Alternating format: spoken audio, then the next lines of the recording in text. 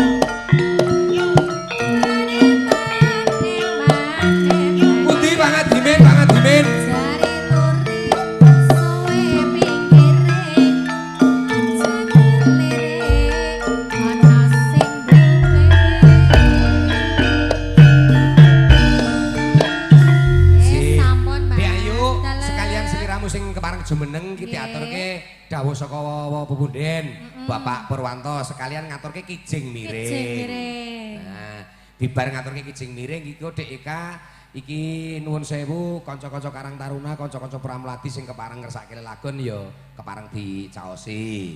Nggih. Mirunggan kagem pepunden para tamu putri kakung ingkang wonten papan iring kanan. Nggih. Mas, Pak mbok menawi kepareng ngersake lelagon apa Mas lagune Mas? Napa Dek? Nun barongan. Barongan. Barongan ki lagu Batak. Piye? Sing piye? Oh, tak bisa. Ora iso. Tak bisa. Ora iso. Tak bisa. Enggak iso. Tak bisa. Ayo. Barongan. Miring, Mas. Ayo kok, kowe barong kok.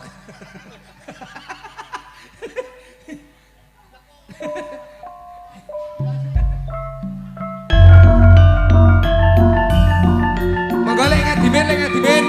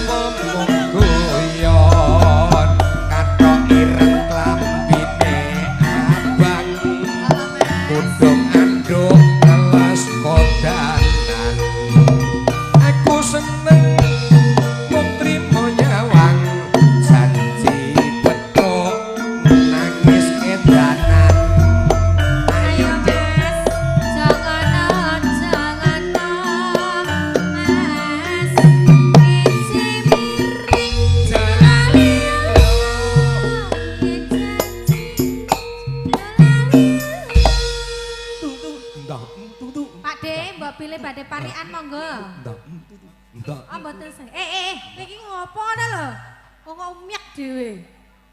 Tung butaan.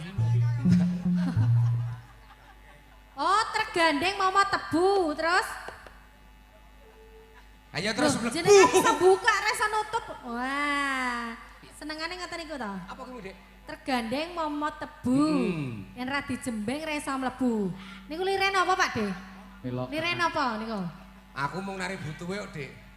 Aku mung nari butuhe kok. Piye? Semelak kemrusu banget kae ya ora usah aku dijembeng. Mlebu nae. Lawange ombo, Dik. Papat tok ya, Lek ya. Iya. Iya. Nah. Ayo Lek, ketok iki mau parianmu akeh banget tok. Oke, aku cah kulaan. Ayo. Pring ngulung dilincipi nadyan wurung wis ngicipi. Ayo Dik, kijing-kijing miring ayo Dik, kijing miring. Niko suket nientol senenge banget ora bisa gumpo. Sing abang ora luntura, yen sing ijo lunture putih, yen sing bocah ora ngluyura, sing wis duwe bojo ra tau mulih.